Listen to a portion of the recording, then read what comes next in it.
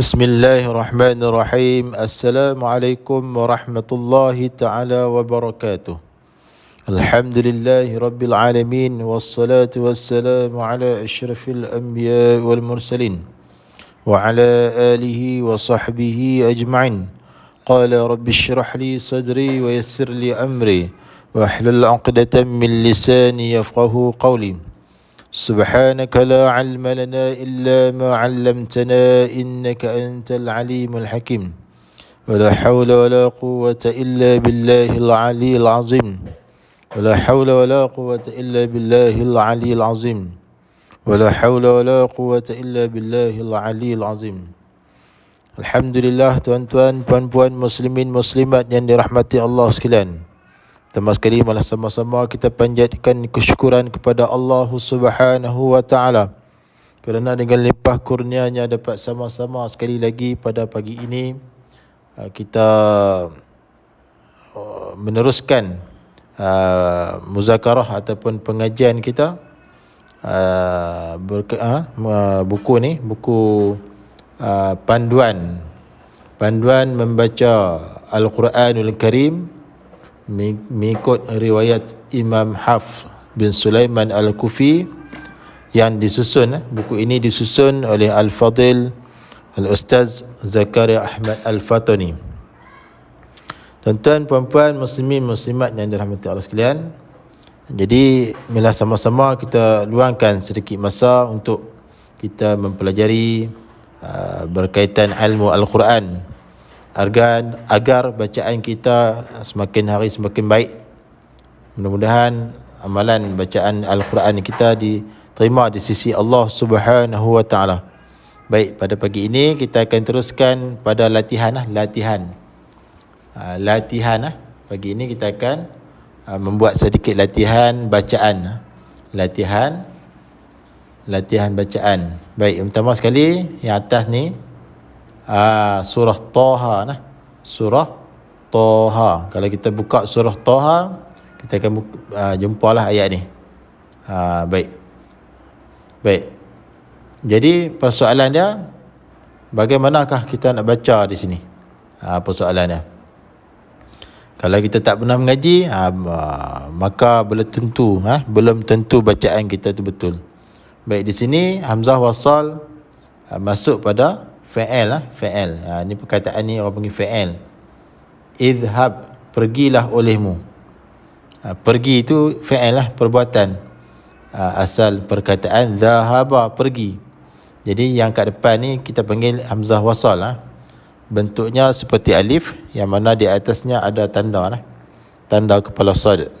Jadi kalau ayat kita nak mula pada hamzah wasal itu, macam manakah kita nak bariskan dia? Jadi kita tengok di sinilah huruf yang ketiga. Jadi di sini huruf yang ketiga adalah huruf ha.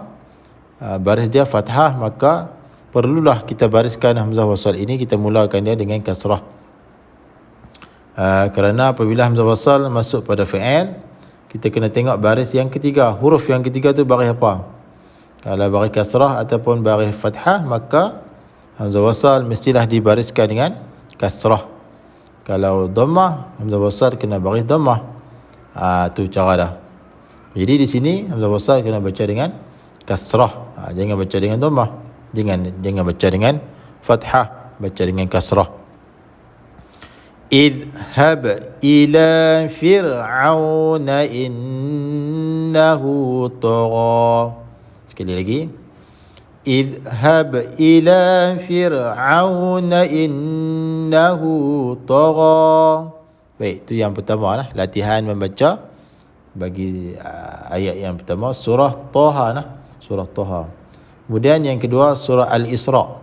Surah Al-Isra, kita akan jumpa ayat dia macam ni. Baik.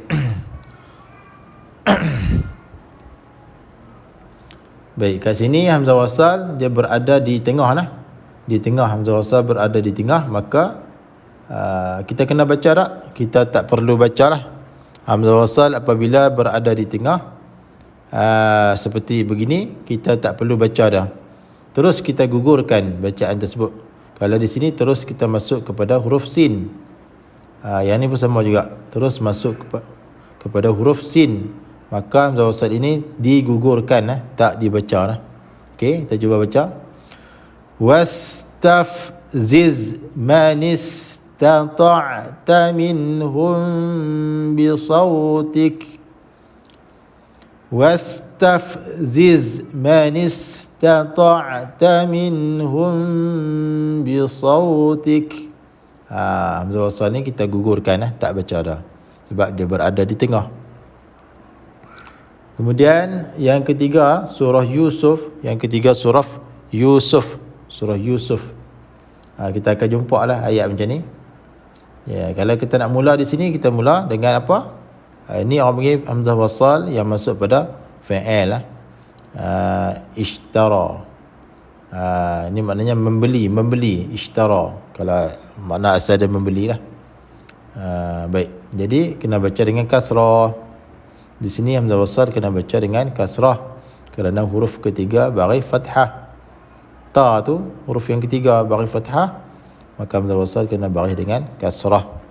Macam mana bunyi dah?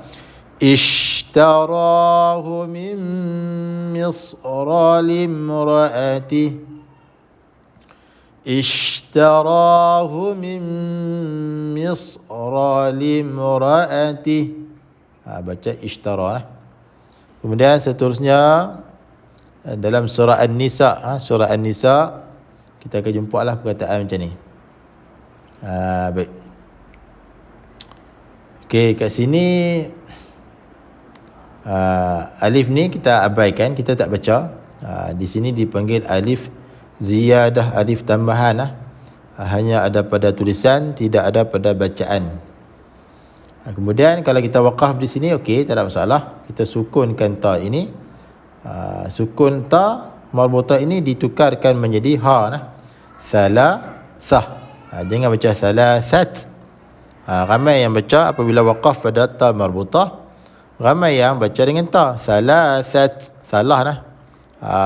Dia istimewa, ta marbutah ni dia istimewa. Apabila kita waqaf dia jadi ha. Salasah. Baik, kalau kita waqaf ini jadi ha, tak ada masalah kita waqaf di sini. Tetapi apabila kita nak wasal dengan kalimah ni, maka di sini pertemuan di antara tanwin dhammatain dengan hamzah wasal. Baik. Jadi apabila pertemuan macam ni, kita tak boleh nak sambung. Kita tak boleh nak sambung, melainkan kita kena hidupkan tanwin ini dengan bentuk nun aiwat. Jadi kena ada nun di sini. Salasatun, kita kena tukarkan tanwin ini menjadi nun aiwat. Salasatun. Apabila tukar tanwin kepada nun aiwat, maka di situ akan ada nun aiwat itu nun sukun bertemu dengan nun sukun ini. Maka bacaan masih lagi tidak boleh disambung. Kemudian kita hidupkan nun aiwat tadi dengan baris kasrah, maka barulah kita boleh sambung. Okey, ini bacaan wasal dulu. Wala taqulu, ini bacaan waqaf dulu, waqaf di sini. Wala taqulu thalatha. Baik, kita waqaf di sini dengan ha lah. Kemudian kita nak mula di sini hamzah wasal yang masuk pada fi'il ni, kita mulakan dengan kasrah kerana huruf yang ketiga berbaris fathah. Intahu khairan lakum. Intahu khairan lakum. Baik, kita mula dengan kasrah kerana huruf ketiga baris fathah.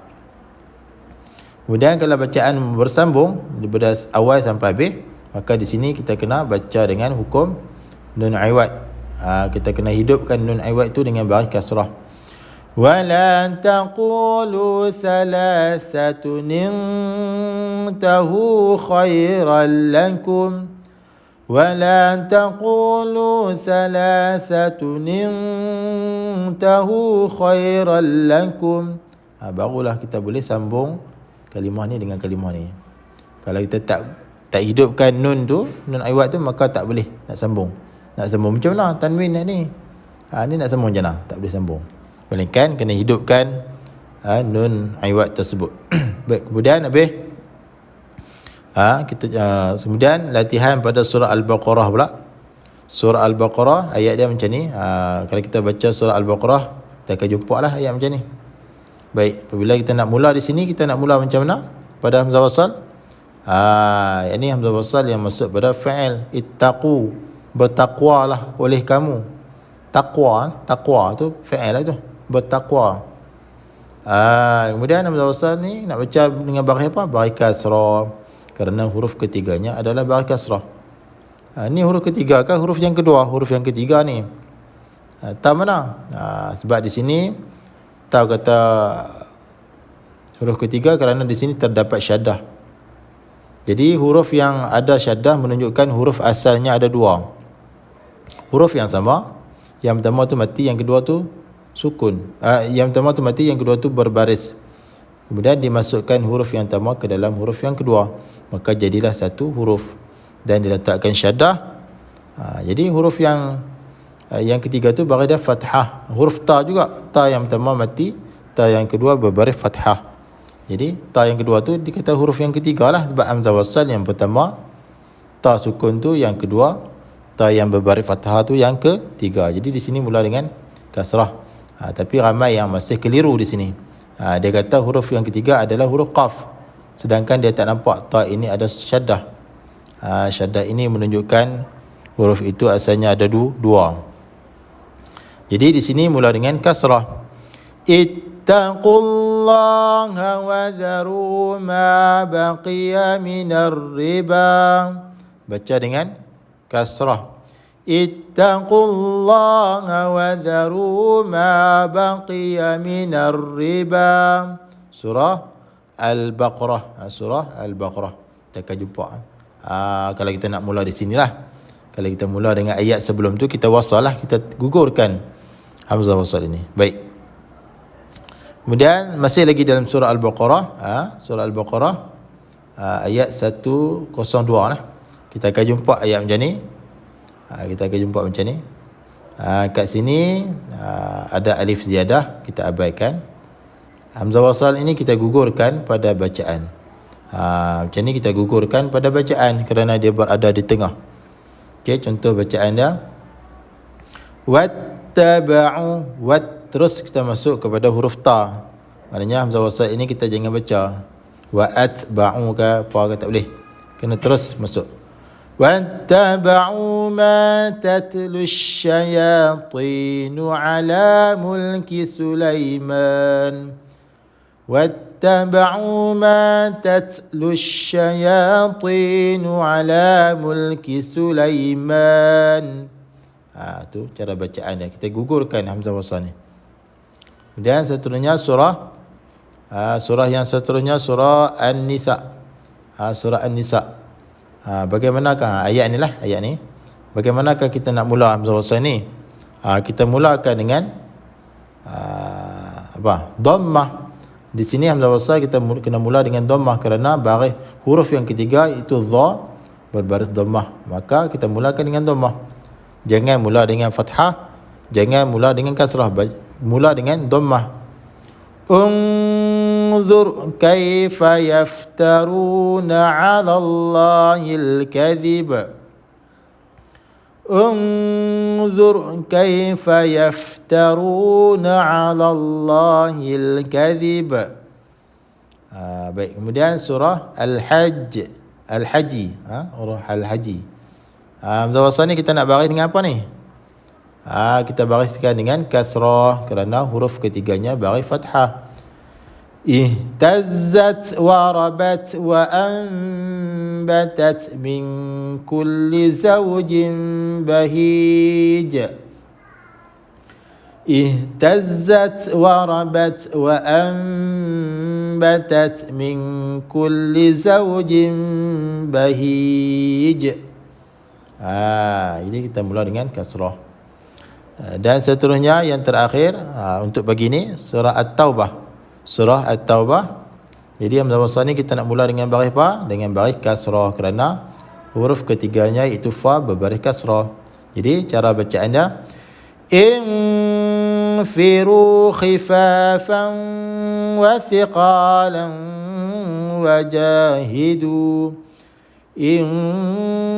Infiru khifafan wa thiqalan wajahidu. Baik tuan-tuan, puan-puan, muslimin, muslimat yang dirahmati Allah sekalian, mudah-mudahan perkongsian pada pagi ini secara ringkas tuan-tuan dan puan-puan dapat faham lah sedikit sebanyak berkaitan dengan cara nak mula bacaan dengan hamzah wasal yang masuk pada fi'il, dan cara nak baca hamzah wasal ketika dia berada di tengah, iaitu bacaan wasal Jadi sekadar itu dulu untuk pagi ini. InsyaAllah mudah-mudahan kita akan bertemu lagi pada siri yang seterusnya insyaAllah. Mudah-mudahan tuan-tuan dan puan-puan, tuan-tuan dan puan-puan sekalian dapat faham dan dapat amalkan dalam bacaan seharian insyaAllah. Jadi saya sudahi dengan lafaz Assalamualaikum warahmatullahi wabarakatuh.